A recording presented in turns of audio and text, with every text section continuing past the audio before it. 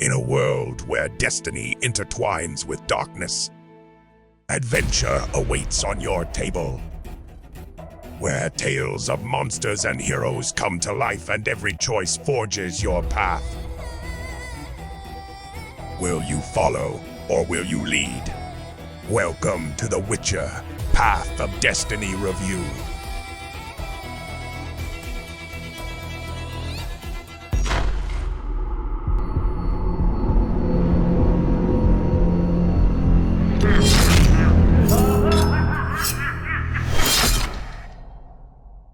Hello all of you out there who wish to slay some monsters, seduce a magician and get in some trouble, as today I'm doing review of The Witcher Path of Destiny, game designed by Łukasz Woźniak aka Łuki and based on the prototype I've received from Go On Board. Thank you guys very much. Quick news flash folks, there are two ongoing contests for The Witcher Path of Destiny. One is hosted on Board Game Revolution group and the other one is on BGG. Wanna snag you a brand new copy of Witcher game? Check out the links in this video description. And this game is in late pledge, so you might want to check out the project on Gamefound or simply check the link to Gamefound in this video description as well. The Witcher Path of Destiny is the second game from Go On Board based on that IP. While the first one, The Witcher Old World, collected quite positive feedback, the second one had to struggle with some mixed opinions. I have heard complaints that this is a cash grab, that this is just the IP, the gameplay is dull and all of that. On the other hand, I saw content creators dropping titles like "You are the story, I wanna play more." So what's the true? Well, I will tell you my version of the true from a Witcher fan perspective. Let's get to my review then. First, let's see how you played the game, and next let me share my thoughts with you after playing this game couple of times with multiple player counts.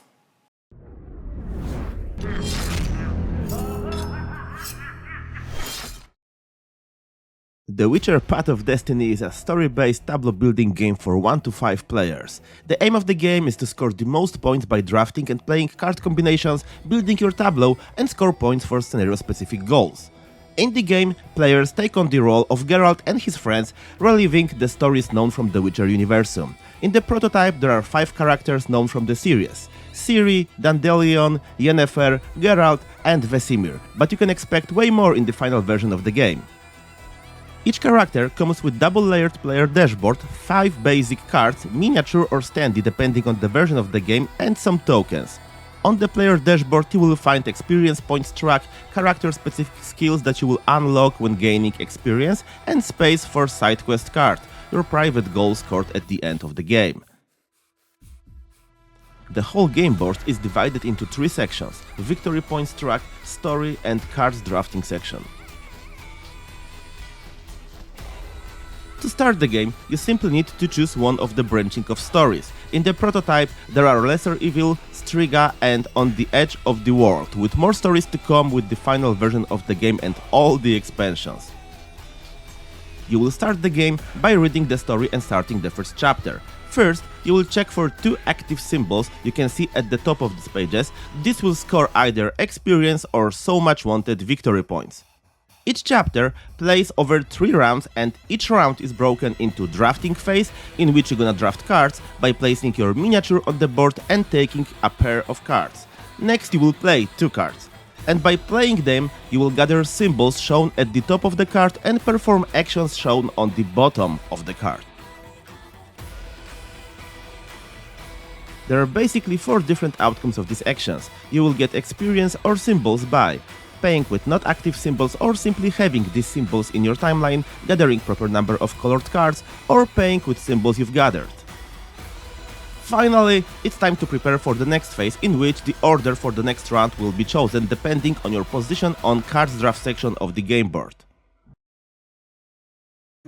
After the round is completed, you will count the majority of the symbols in player's dashboard and place Destiny token on one of paths of the story. After the 3rd round, you will choose a path of the story and score victory and experience points for the active symbols you got along the way. The path chosen by the majority yields you victory points, and the other active symbol will get you some experience points. Afterwards, you will check the chosen path and read the next chapter preparing for the game.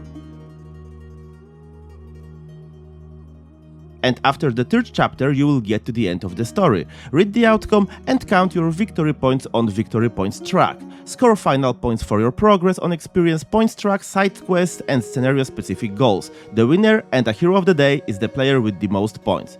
And that's it. Once you are done, you can replay the story, as each of them has 8 endings, or pick a new one. Have fun!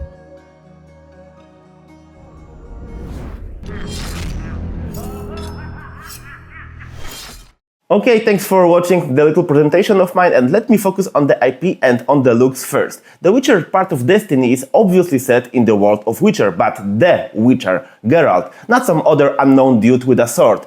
It's the world you might know from the books, games, and not so great TV series as well. I'm not going to delve much into the graphics aspect here. You've seen my presentation. The game looks really good for a prototype, great, to be honest. Maybe the cards images, again taken from CDP's Gwent, are a bit lazy, but okay, at least they got some nice graphic improvements.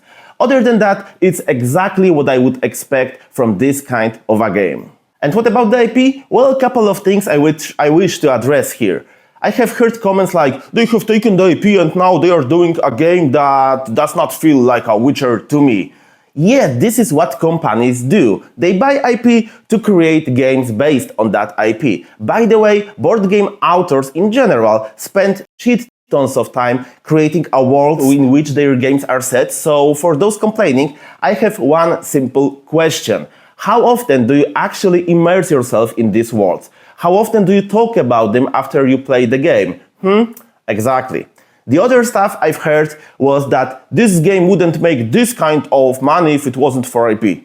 Good call, Captain Obvious. Once again, this is exactly why do you want to buy an IP. It's an investment that sometimes, well, pays off, sometimes not. Don't get me wrong, I'm not either defending or not defending go-on-board decisions here, but let's be fair. It's their money, private business, and as far as I'm concerned, they can do whatever they want with it. And we, the buyers, decide with our wallets whether we want to continue our support or not. It's as simple as that. I will address the IP and how it's used here later on, but first I need to go through main elements of the game, the stories and the gameplay. First, let me focus on the stories, which is the selling point of this game, I guess. The Witcher comes with the set of branching off stories, 3 in that prototype, of course more on Gamefound campaign page. Each story comes with 8 endings, so you will have to play each story a lot to see all the endings at mid-events that led to them. And it's a great plus, stories are taken from the Witcher world, so books and games, and so it's a great treat for all the Witcher fans out there to get to know some alternative endings. And game authors prepared plenty of completely different endings, so the outcome might be bad or really bad, but sometimes actually quite good. I guess it's a Witcher world thing. Each story comes with its own micro-mechanics, so it's another nice idea from Go On Board. It's nothing super sophisticated, at least in the prototype. Still, it's all about the cards we are playing, but it's a nice twist. And I can see that a lot of effort was put into the story element of the game. So now, the gameplay. At its core, Witcher is a really simple game. For the most part of it, you will do 2 things. Draft some cards and play 2 cards right to your tableau. There are just 4 symbols on the cards and several actions you might take with the use of these cards. So you will gain something for the number of colored cards you played, symbols you remove, not active symbols you might have, or active symbols you have. Really, this is it. Okay, we also get the hero's one-time abilities unlocked by gaining experience, and now this is it. So how do you feel about it?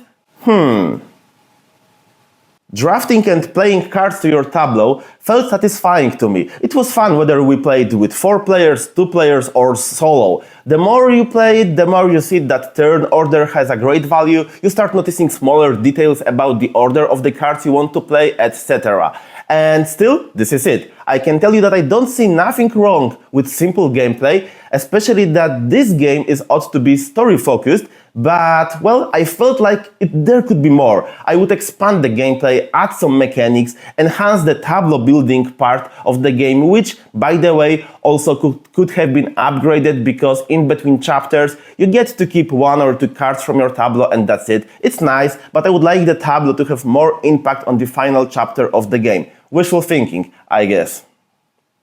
Okay, so now that we have the story covered and gameplay covered, it brings us to the final point of this review: how these two connect together. So, in each of the chapters, the players will see two symbols they can focus on. These are called active symbols, right? And after each of 3 runs of this scenario, the majority of the symbols in players' tableaus will be checked, and the symbol with the most players' choices will receive the Destiny token. The one with more Destiny tokens at the end of the chapter will score players victory points and will be chosen as the path of the story, while the other one will get you some experience points, which are rather consolation prize. So, when we play it with 4 players, it was obvious that the gameplay and the story are somewhat detached. Right when the chapter begins, you have 2 paths you might follow. In this example, let's say Witcher is facing the monster Striga, Swords majority will let you fight it, and Exploration majority means you will end up searching the books for ways to defeat Striga, aka prepare yourself. But you are playing as Geralt, so you want to jump right into the action. So, you want some swords. And then you look at the cards at the table and you see that not only there aren't any cards with swords out there, but other players are pushing for exploration. And as you, they are not pushing because they have chosen this path of the story, but because situation on the board guides them to do so. Wait, what? Really? Okay, so then I played the game solo, and quickly I learned that in solo mode it's even worse. Automa is actually choosing where to place the Destiny tokens, so you are just a mere observer of how the story unfolds. Good thing is, it's not unfolding the same way every time, so when we are playing solo, we will get to know different endings as well. That part was actually nicely done. So here I was thinking that this game was about choosing your destiny and crafting your own story, but who knows, maybe I was wrong. So I went for the Gamefound page of the game to see how Go On Board is actually selling this game, and nope, found nothing about that to my surprise. So I went to BGG and there it is. Follow the path of destiny or change its course, which will be determined by the group actions. I mean, it is determined, but it just falls short of what this game could have been, and it's my biggest grief with the game. I would wish there was some way to actually choose my path, not follow path of other players. Some kind of ingenious, connection between the gameplay and the stories you choose.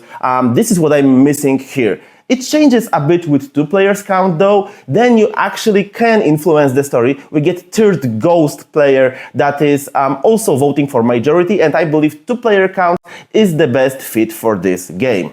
If you ask me about the replayability of Paths of Destiny, I have to say game authors did a really good job if you like the game mechanics, of course. I can't see anyone complaining about that. You get a lot of stories with different endings, asymmetrical heroes with some skills, and some minor new mechanics to each of these stories. So should you back it or buy it, aka who is this game for? In my opinion, this game is for all the Witcher's fans, as they can get a lot from the stories, also for entry-level players because it's easy to teach and quite fast to play, and people that want to have some fun while playing the game without overthinking it, because of quite simple gameplay. If you wanted some kind of RPG, well, this game was never meant to be just that.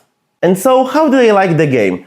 Me personally, I like the game for what it is. A Tableu building game in which you can simply play The Witcher stories. It's undeniable that The Witcher Path of Destiny brings a lot to the table for the fans and newcomers alike.